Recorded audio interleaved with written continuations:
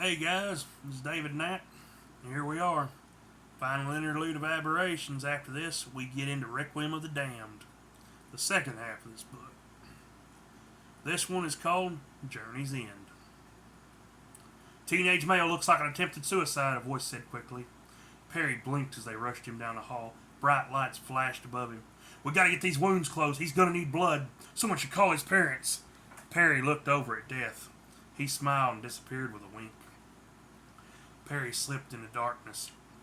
He woke up feeling groggy in a dimly lit room. There was a woman standing next to his bed.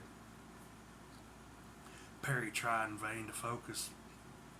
I see you're awake, his stepmother said quietly. Martha, he croaked weakly. Yes, dear, it's me. You have been a bad boy. Suicide is a sin, as is claiming to be gay, she said, stroking his cheek. Your father is a weak-willed man.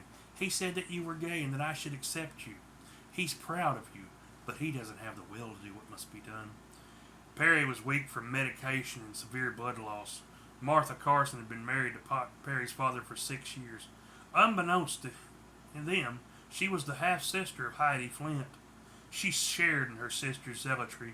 She was also a certified nurse. She used her position to snuff out undesirables and sinners, as she called them. I'm doing God's work, she told herself every time she committed murder. Martha leaned over and smiled at him.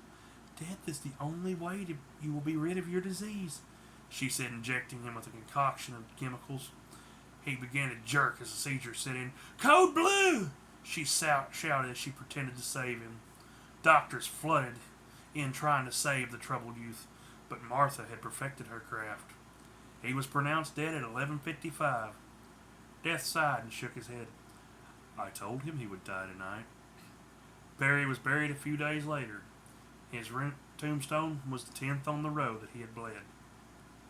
He was buried near all those whose stories he had come to know in his final moments.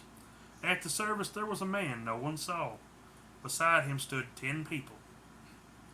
As the last shovel full of dirt filled his grave, they all turned and faded into the ethers of the beyond. Death was the last to leave.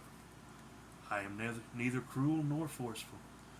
You are inevitable, a lady said, slipping her hand into his. Death sighed and smiled at her. She was as old as him and just as mysterious. Whereas he wore all black, she wore all white. Life and death are often seen as different entities. The truth is, they are simply same sides of the same coin, the minister said as he walked past them. Life looked at her husband Death and began to laugh.